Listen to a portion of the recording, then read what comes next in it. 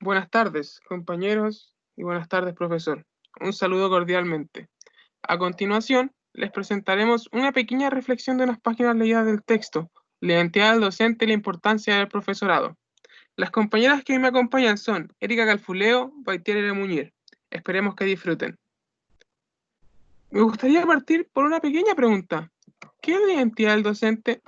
Según el grupo de trabajo sobre el desarrollo profesional docente en Latinoamérica, la cual la define como identidad del docente, es decir, cómo estos viven de manera subjetiva su trabajo y cuáles son las cosas con las que quedan satisfechos y cuáles no.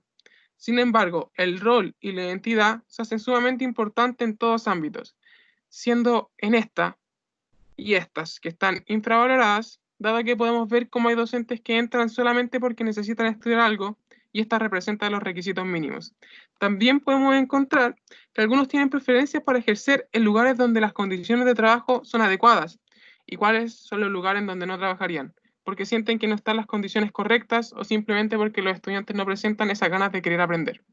Pero nos olvidamos de lo fundamental, son aquellos estudiantes a los que nosotros debemos inculcarle estas ganas de querer aprender, porque nuestro deber como docente es generar ganas, puesto que de otra manera nuestro rol y nuestra identidad se ven en la nada sin concretar esta pequeña misión. Siguiendo esto, llegamos a la vocación. Aquí me gustaría plantear una pregunta bastante personal, tanto para mí como para mis compañeras. ¿La vocación me hace buen profesor o profesora? Queremos hacer referencia a la vocación de la persona como aprender o cómo enseñar, sus ganas de trabajar y cómo motivar a sus estudiantes. También podemos visualizar un conocimiento experto, en donde Pérez, en 1995, plantea que la profesión docente se define como el sacerdocio, es aquella función que exige en su ejercicio una fuerte vocación o llamado interno, lo que implica entrega y sacrificio. Además, debemos entender que la vocación al estudiar esta carrera se hace fundamental, dado que sin esta nos convertiríamos en profesionales frustrados, aquellos que estudian porque sí y por presión de los padres. Para poder definirnos como docentes o como profesionales docentes, debemos comprender, entender y dar significado al término enseñar. Aquel término que se me hace bastante difícil de comprender, dado que requiere pasar por ciertos desafíos y cuestionamientos propios, empezando por ¿enseño bien? ¿Es la mejor manera para que aprendan mis estudiantes? Para concluir este tema me gustaría plantear una serie de preguntas personales. ¿Es la carrera que quiero? No la que escogí porque no había otra opción, sino que es lo que realmente quiero para mí, es lo que yo espero de mi vida y sobre todo, es lo que me va a complacer en mi futuro.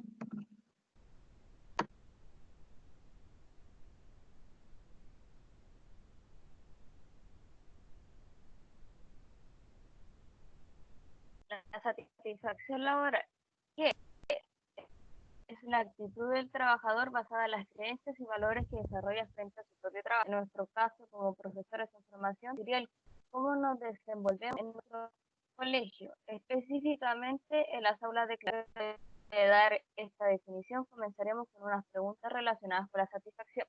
Dejaremos 5 segundos para que piensen en su respuesta. ¿Qué quiero enseñar? ¿Cuál es mi objetivo?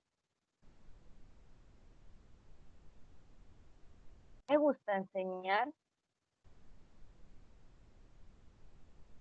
¿Te dan reconocimiento por tu trabajo? ¿Cómo te sentirías? Según el texto leído, la satisfacción del docente se centra en la actividad de la enseñanza en sí misma y en el vínculo afectivo con los alumnos y el logro de objetivos previstos. La satisfacción experimentada por los maestros varía según las circunstancias nacionales y en particular según la situación económica y cultural. Vamos a hacer énfasis en estas últimas, ya que en Chile se presentan 3 tipos de establecimientos. Tenemos los colegios particulares subvencionados y los colegios públicos. No es lo mismo enseñar en un colegio particular donde tu salario sea el correspondiente, tenga los recursos para realizar una clase, por ejemplo, libros, datas, computadores, que es lo que más se usa actualmente, y en cambio tenemos al profesor del colegio público, donde la mayoría de los estudiantes no están interesados en aprender o simplemente no asisten a clases. Ambos profesores pueden cumplir sus objetivos. Algunos de ellos pueden ser que todo aprueben la materia, o en nuestro caso que disfrute la educación física. Creo que aunque estos dos profesores logren el mismo grado de satisfacción, será mayor el del profesor de la escuela pública, ya que éste se ve limitado al realizar sus tareas. Con esto no estoy diciendo que el profesor de la escuela particular no se las ingenie para realizar su actividad, pero obviamente el profesor de la escuela pública lo tiene más difícil. Como profesores en formación, debemos tener en cuenta que al momento de buscar trabajo, la competencia en el mercado laboral siempre estará presente, por lo que será difícil encontrar un puesto de trabajo. Además, debemos mantener la calma en nuestros primeros trabajos como profesor, ya que en esto formaremos nuestra identidad profesional y en base a esta formularemos nuestros objetivos y por consecuencia tendremos nuestros logros y satisfaremos y sentiremos la satisfacción de ser un buen profesor. Para terminar, quiero recomendar la película Escritores de la Libertad.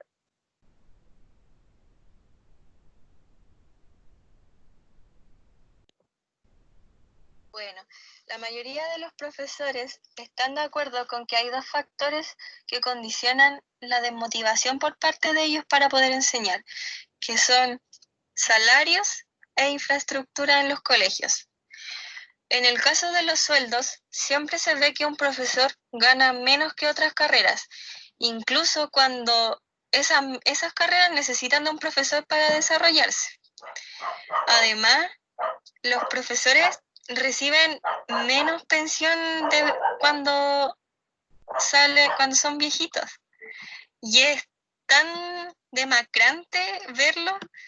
Incluso una vez salió en las noticias una abuelita que tenía que pedir plata en la calle por tener un salario que no le alcanzaba y ella fue profesora. Entonces es tan injusto que una persona de vocación que eligió ser profesor sea tan menospreciado en una sociedad que siempre está necesitando de ellos. Además podemos ver desigualdad de sueldo en la misma carrera. Por ejemplo, no se le paga lo mismo a un profesor que hizo un magíster, un posgrado o un doctorado que a un profesor que solo estudió 5 años. Además, no se le paga lo mismo a un profesor de matemáticas que a un profesor de educación física, historia o filosofía. ¿Y por qué no se les paga lo mismo si los dos fueron capaces de estudiar lo mismo? Los dos se esforzaron los mismos años, los dos aprendieron cosas difíciles. ¿Por qué esa mirada tan en menos a algunas asignaturas más que a otras? También se puede ver en el caso de los profesores que tienen que cumplir el contrato hasta diciembre y quedan enero y febrero sin contrato, meses que no se les paga.